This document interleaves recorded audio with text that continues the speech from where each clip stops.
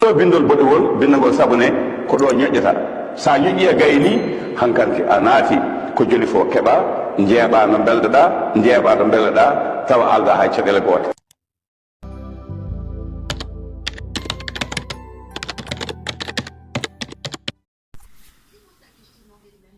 ومن صام 3 أيام عوفي من كل بلاء الدنيا وعذاب الآخرة كلا كورد اندودو لورو رجب mawnum yaawa koorɗa heen balɗe tati ma Allah sellini e kala balaw ene hasi kala kewɗo horde e nduɗo lewru wiyetendu maana mawnum yaawa rajab koorowo e mayru fof Allah ne heewi sellinde ñabbuji ko wondi fof kala balaw mo wonduno so ɗum ñabbu so ɗum balaw bawɗo wonde fof kala balaw aduna kay wa adabil akhirati Allah kati ma dande e lebte lakara wal jununi Allah ma waɗane ndenagu a hangetaki kala kewɗo horde e lewru nduɗo rajab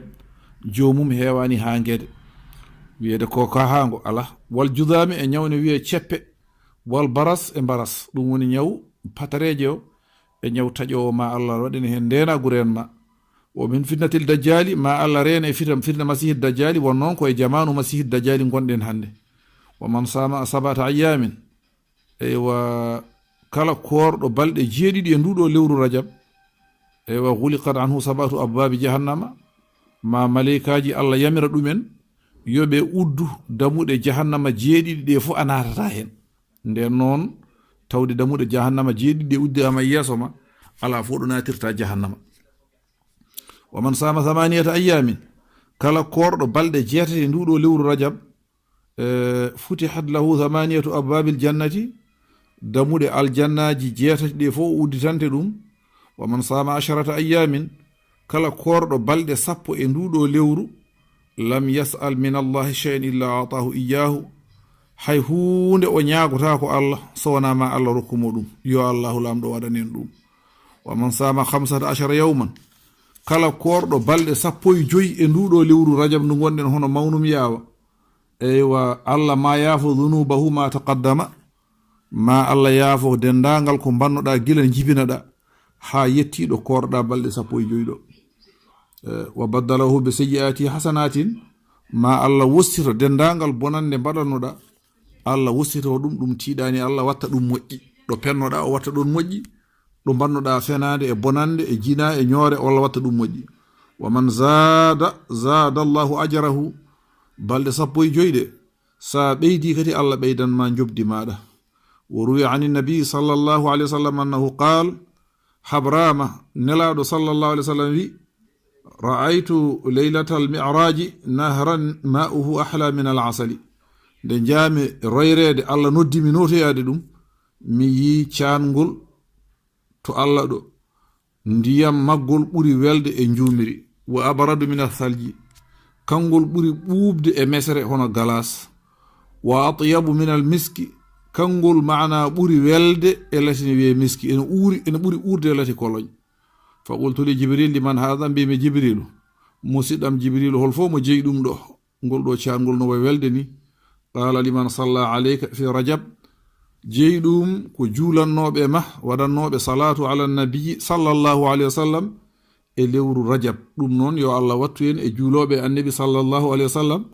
ɓuri tengtude noon koye nduɗo lewru rajab وعن مقاتل رضي الله عنه أنه قال إن في وراء جبل قاف أرضا بيضاء سايه هايرن فيدي أدنون ويقاف ليدي دانيري نانتون ترابها كالفضة هنو جارين ميري ويكون كارث دانيجوني ساعتها مثل الدنيا 7 مرات جا جيني ليدي دي إن فتاي أدنو أولا بجيدي دي مملوءة من الملائكة إني هبنا دك كيري ليدي دي ملائكاجي law saqadat ibratun saqadat alayhim hayso mesalal beddiɗa e nokku he saamata koye dow maleyka wa bi yadi kulli minhum liwa'un maktubun alayhi maleyka fof ene jogii deesewal enen mbiyata drapeau ɗum kam ko farayse maktubun alayhi la ilaha illa allahu muhammadu rasulullahi sallallahu alayhi wa sallam moni fof drapeau mum ne winda hen ngol ɗo konngol yattami'una kulla leylati jum'atin ɗiɗo maleykaji noon kala jamma aljumare ɓe ndentat aljuma rajab fof nduɗo lewru ndu gonɗen kala aljuma hawla jabali qaf kamɓe fof ɓe garat ɗo hayre gafɗo yatadarrauna bisalamati li ummati muhammadin sallallahu alayhi wa sallam eɓe lorlikino e yeeso Allah eɓe ñaago Allah eɓe toro ɗum yo Allah hisnu leñol hono tomontare Muhammadu sallallahu alayhi wa sallam. Nam wa qila summiya samma won kongol wi nduɗo lewru rajab ndu innira lewru faɗundu li anna al kirama al katibina yaktubuna al hasanati was sayyiati fi sa'iri ash-shuhuri wa fi hadha ash-shahr yaktubuna al hasanati wala yaktubuna as-sayyiati. Sa yinu indirama lewru faɗundu ko malaikaji tedduɗi windoɓe junubaji hono bakkatuji ɓe e ɓe binda moƴƴi yimɓe e bonɗi mumen dendagal lebbi ɗi ɓe bindan tan moƴƴi ɗi e bonɗi ɗi fof. Wa fi hadha shahri nduɗo lewru rajab noon yaktubuna al hasanati wala yaktubuna sayyiati. Saɗa jaɓi kay ko wiya ko aɗa wurtini ndu Allah windanta jiyaɓe Allah ɓe tan ko moƴƴi ɓe bindata bonɗi ɗi. Fala yasmauna fihi sharran malaikaji ɗi maana paɗinte ɓe nanata hen borodde bonande ɓe nanata hatta yuktaba ha winde. Wa qala sallallahu alayhi wa sallam ne sallallahu sallam wi fa inna rajaba shahrullahi wa sha'bana shahri wa ramadana shahru ummati. O wi rajab nduɗo lewru no jiiɗon ko ndu lewru Allah, ramadan sha'ban ko lewru annabi sallallahu alayhi wa sallam, wa ramadana lewru ramadan ndu shahru ummati ko lewru maana leñolam ngol hono tomorta e amde. Wa akhraja abu muhammad al-khallal fi fadail rajab oɗo gorko yaltini e ɓuure rajab an ibn abbas nanirama abdullah ibn abbas radiyallahu ta'ala anhuma annahu qala sawmu awwal yawmin min rajab kaffaru 3 sinin. Horde nyalawma goto e ar wanne nduɗo lewru rajab aɗa waɗane kaffara a yafama duuɓi 3. Wasani kaffaratu sanatayni horde nyalawma ɗimmo o maana sa watti ɗum e garwanijo aɗa waɗane kaffara duuɓi 2. Wasalisu nyalawma tataɓijo sa watti hen kadi a yafama sana hitande wonde. Summa kulla yawmin kaffaratu shahrin refta noon hankadi kala nyalawma mo korɗa e lewru ndu handu maya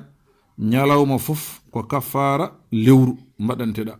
Wora noon hankadi a waɗanama kaffara maana lebbi maɗi fof. ɗum waɗi eɗen dartina ɗo darsu o tan saabu haajuji ɓittuɗi en e noddali ha janggo kadi jokken. aqulu qawli hadha wa astaghfirullah li wa lakum wa li sa'iril muslimin. alhamdulillahi rabbil alamin. Assalamu alaikum wa rahmatullah.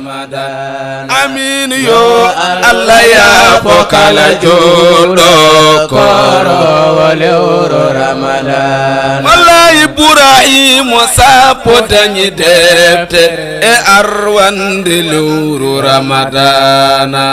Dawudo sapo ɗiɗi balɗe Zaburu atti burhana.